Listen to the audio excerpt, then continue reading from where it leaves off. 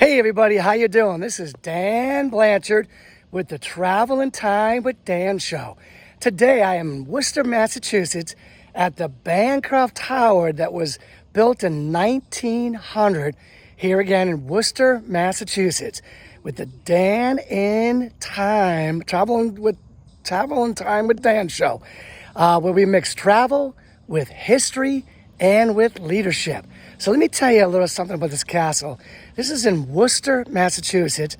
You would think that this would be like some medieval castle somewhere in Europe, right?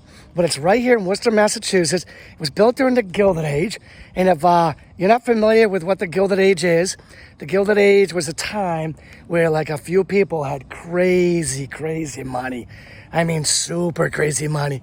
Kind of money that used to make like Bill Gates look like poor, right? And they used to build things and do things like this because they just had more money than they knew what to do with. Most of them were like industrialists. You could think of like Rockefeller and people like that, Vanderbilt, all those guys, right? So this one probably comes from a name you don't know. This is Stephen Salisbury III. He's an industrialist right here in Worcester, Mass. His family were industrialists, very wealthy and all that stuff. And this right here is on what they would call Salisbury Park. I had to drive down at some point through Salisbury Road to get here. And there was this, down the road is the Salisbury Mansion right here. And this is up in Salisbury Park right here, is where it is. And this is really, really interesting. Stephen Salisbury III. Obviously, industrialist, Gilded Age had a lot of money. So he made this tower. He built this tower for his dad's childhood buddy. Yep, his childhood buddy, right, which was George Bancroft, which is pretty cool. But I mean, not many people have the kind of money that could build something like this for their dad's childhood buddy, right? You'd be like, oh my gosh, that's crazy. Like, why would anybody do that? But, when I looked into George Bancroft, I'm like, hold on a second. This guy's pretty cool. This guy, George Bancroft, he did a lot of things, and he does deserve to be remembered, okay? If it were like a 10-volume U.S. history, it was like the Secretary of the Navy. He was like an ambassador. He like founded the Naval Academy. This guy George Bancroft should be remembered. He did some pretty cool things, and he is remembered. His name's all over the place, and not just here with this monument folly. So what's a monument folly? Well, it's a structure that really isn't good for anything. Not like anybody can really live in this thing. It's really skinny. Nobody can really live here. It's not really a defensive stronghold, although maybe it kind of looks like a little bit. It's really just like a monument, all right? Just to remember this guy, George Bancroft.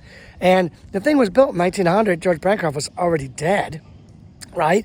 And this thing was built to remember him. It was built on the Seven Hills, which I thought was pretty cool. Because if you watch one of my earlier episodes on Gillette Castle was built on one of the seven sister hills in East Haddam, Connecticut. And this one right here, up here, the Bancroft Tower, was built on the Seven Hills in Worcester. So I thought it was a pretty cool connection. Like I said, Bancroft was already dead before this thing was opened. So this thing eventually, Salisbury kind of held on to it a little bit. When he passed away, he gave it to like, I think it was like the Arts Museum to watch over. Or then they gave it to like the Parks Department to watch over it. People used to do weddings here, have picnics here. Sometimes people would climb here. There was ghost stories here, all that stuff. All sorts of people having all sorts of fun. Really cool stuff here. It's about the 80s.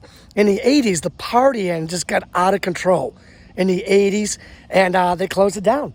So now it's only open a couple days a year. I think a couple of them are in October. So anytime you can come here and like the partiers close it down.